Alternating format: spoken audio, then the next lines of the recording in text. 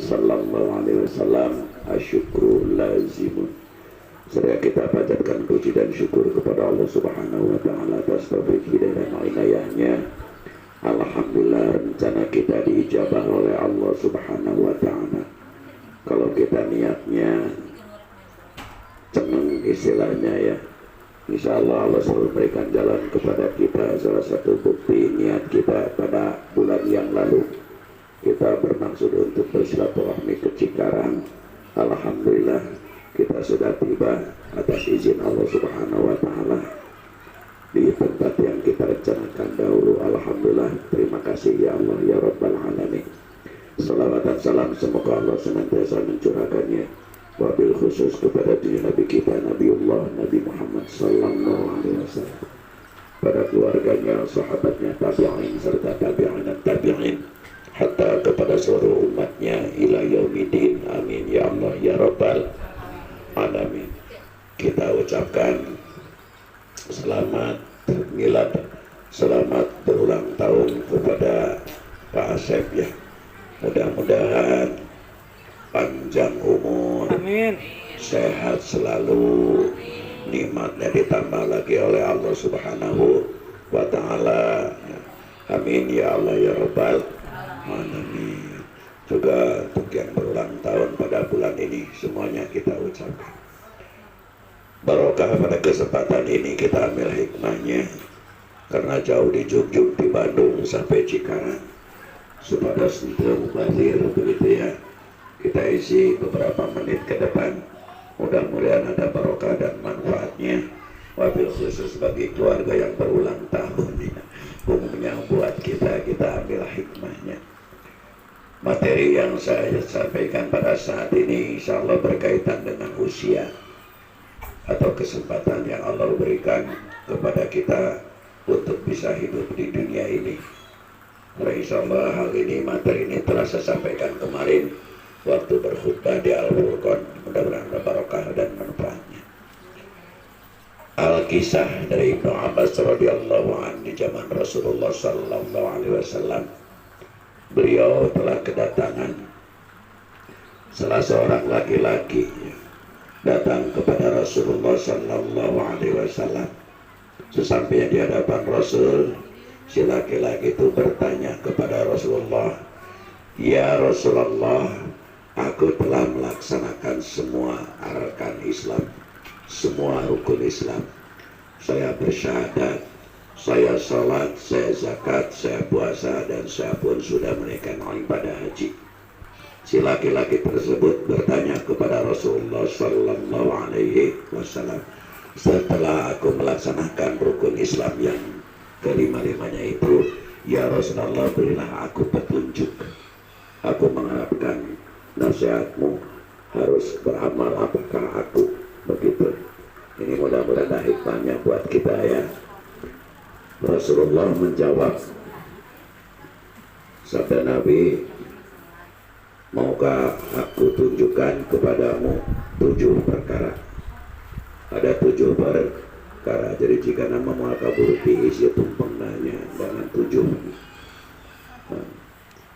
Yang pertama, buktikan bahwa untuk kita aja, bahwa kita ini hidup, insya Allah di akhir hidup kita ingin husnul khotimah, ingin selamat dunia akhirat, ingin bahagia dunia akhirat, termasuk keluarga-keluarga kita dan kita yang ditinggalkan oleh kita. Sabda Nabi, "Maukah aku tunjukkan, aku jelaskan kepadamu 7 hal, dan hal ini harus engkau laksanakan dalam kehidupan sehari-hari." Yaitu apa? Intinya adalah yang dadiatul lil maut, mempersiapkan diri untuk menjelang kematian. Nah, ini amalan yang pasti, tausiah daripada Rasulullah sallallahu alaihi wasallam. Apa sih yang harus kita lakukan selama hayat kita, hayat di kandung badan kita? Sabda Nabi ada 7. Yang pertama, adul wasiyah. Selama hidup Allah memberikan kesempatan kehidupan kepada kita ya. Pertama, adul wasiyah, laksanakan penuhi ya tentang wasiat. Nah, sebagian wasiat yang Rasul sabdakan saat itu ada dua. Yang pertama adalah amanatun minan nas, yaitu wasiat berupa titipan dari sesama manusia, amanah daripada sesama manusia, seperti jabatan itu amanah, itu sebutan itu pun amanah. Terus pokoknya titipan lah dari sesama manusia. Di samping kita ini mengutamakan apa yang dititipkan oleh Allah Subhanahu wa Ta'ala. Istri juga itu titipan, punya titipan. Istri punya titipan, punya dari sesama manusia, diantaranya titipan dari mertua gitu. Istri itu titipan dari mertua. Suami juga titipan dari mertua, itu titipan dari sesama manusia. Nah, itu harus disempurnakan, laksanakan ya apa yang merupakan amanah dari sesama manusia. Artinya apalagi amanah dari Allah Subhanahu wa Ta'ala. Yang kedua, hati-hati dalam berhutang. Adudain, laksanakan ya, wanti-wanti, waspada masalah utang piutang. Bukan tidak boleh utang, wage tukang hutang mah, cuman harus wanti ya. Sebagaimana yang Allah firmankan dalam Al-Quran, A'udzubillahi minasyaitonirrajim, fa idza dayantum bidainin faktubuh, apabila kalian itu menghutangkan atau berhutang suatu hutang, faktubuh, maka catatlah oleh kalian tentang hutang itu. Jadi Allah juga berfirman, kalau kita punya hutang harus ada dua saksi, orang-orang yang beriman, begitu. Makanya kalau ada misalkan suami mengutang, tidak masuk, istri tidak mengetahui, anak tidak tahu, tidak ada orang yang tahu, itu bahaya. Atau sebaliknya ya, sebaliknya istri punya utang, keluarga tidak tahu, tidak ada saksi, itu bahaya.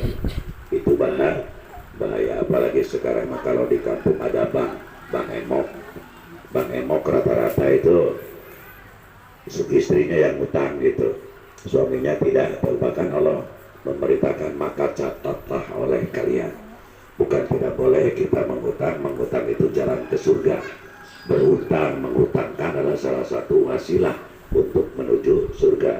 Tapi ingat, hal tersebut adalah merupakan ujian dari Allah Subhanahu wa Ta'ala, begitu. Jadi yang kedua sabda Nabi, persiapkan ketika menjelang sakaratul maut, karena kita ini akan semuanya mati, betul juga ya. Karena kalau orang sakaratul maut itu suka banyak sebenarnya Nabi, orang yang hilang keseimbangan, terus hilang ingatan juga. Karena apa? Kaget. Di antaranya karena kaget. Kagetnya apa? Selama hidup di dunia ya, ketika kita sakaratul maut itu belum pernah kita bertemu dengan makhluk tersebut ya, yaitu malaikat Israil. Belum pernah. Jadi banyak juga orang yang kaget. Orang kaget saha ya, orang Cikarang lain, orang Congeang lain. Jadi makanya kalau orang yang sedang sakaratul maut, itulah orang yang galau, belum diberikan oleh Allah gambaran-gambaran. Kalau orang yang mau mati itu gambaran kesedihan, kesenangan ya, gambaran kehidupan diputar lagi begitu. Nah, tapi ada solusinya sabda Nabi, supaya kita ketika sakaratul maut, supaya kamu ketika sakaratul maut, sabda Nabi kepada laki-laki itu, maka wa'aksaru zikra bila ilaha illallah, perbanyaklah oleh kalian berzikir, mengingat Allah dengan kalimat la ilaha illallah. Insya Allah dikala datang malaikat Israil kita dalam keadaan tenang. Amin. Orang biasanya la ilaha illallah. Nah itu mempermudah, memperlancar ya, membantu kita ketika kita sakaratul maut, tidak akan terkena penyakit linglung lah begitu. Jadi tidak akan terpengaruhi jiwa kita ketika malaikat Israil datang. Makanya ketika hidup kita ini perbanyak zikir apa? La ilaha illallah. Insya Allah hiji duanya baru dua. Yang ketiga, sabda Nabi kepada laki-laki tersebut, ketahui olehmu wahai rajul, wahai tamuku,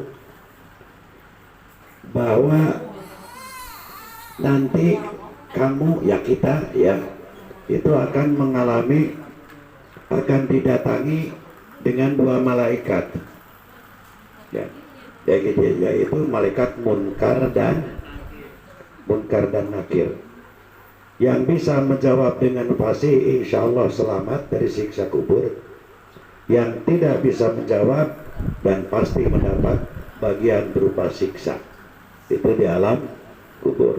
Rasul memberikan solusi supaya kita ya, tidak mendapatkan siksa kubur.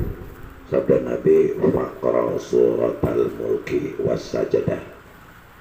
Ya, kita tidak mau disiksa dalam kubur, tidak mau ya. Makanya ketika hidup ya, kita bersiap-siap dari sekarang untuk banyak membaca surah Al-Muluk dan surah As-Sajdah. Apalnya terus apal Al-Muluk As-Sajdah gitu.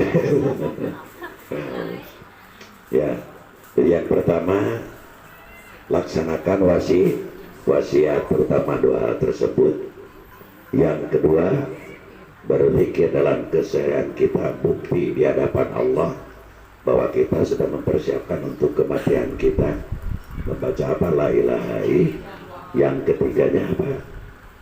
Supaya tidak mendapat siksa kubur, baca perbanyak baca surah Al-Mulk. Yang keempatnya, sabda Nabi, ketahui olehmu wahai rajul, bahwa manusia nanti di alam kubur itu diam, tidak sholat, tidak bekerja, itu bukan nama, cuman diam di alam kubur, diam. Yang kalian tunggu, yang kamu tunggu adalah tiga hal. Jadi ketika kita menunggu dari alam kubur, selama di alam kubur, menunggu dibangkitkan, yaitu kebangkitan hari akhirat, dan dikumpulkan di alam mahsyar, kita ini menunggu, tidak ada kegiatan, untuk ke mall, untuk bisa tiktokan, itu bisa streaming gitu, itu bisa di alam kubur cicing. Karena sekarang kerja itu sekarang di dunia harus masak, harus cari duit, harus segala macam itu di dunia. Di alam kubur kita diam. Apa yang ditunggu? Yang ditunggu adalah nilai atau pahala setelah amal perbuatan ketika hidup di dunia, yang akan mendampingi orang di dalam kubur, sehingga dalam kuburnya merasa betah, tidak merasa risik ya, jadi enak begitu. Satu ya, Allah berikan saat itu manfaatnya ilmu kita yang ketika kita amalkan di dunia ya, ilmu sedikit banyak kita punya ilmu, jangan kita dihak sendiri, cobalah bantu orang yang memerlukan ilmu kita. Itu yang yang mendampinginya, yang bikin kita senang di dalam kubur. Yang kedua, amal jariah. Amal apa? Amal jariah. Itu akan mendampingi kita, menemani kita nanti di alam kubur, sehingga dalam kubur kita tenang. Walaupun 1000 tahun, sabda Nabi, itu akan terasa 1 hari. Yang ketiga, doa orang yang masih hidup. Apakah doa ikhwanul muminin wal muminat doa keluarga, di antaranya doa anak yang soleh. Nah di situ, di kita nunggu hari kebangkitan tidak tahu berapa ribu tahun, berapa tahun, supaya dada tidak terasa sesak, kubur tidak terasa sempit, merasa enjoy, itulah yang ditunggu. Jadi ilmu, ya. Terus amal jari kita ketika hidup, terus doa. Makanya salah kalau orang mengartikan doa yang diterima oleh Allah hanya doa anak soleh, itu salah itu. Penafsiran hadis yang salah. Yang jelas doa siapa saja, doa mukminin cuman diantaranya adalah doa anak yang soleh. Sudah berapa tuh? Iya kabur. Begini ramsan kamu hirung ya, begini leku. Ayam kambing. Ya. Dia aja ayam kambing.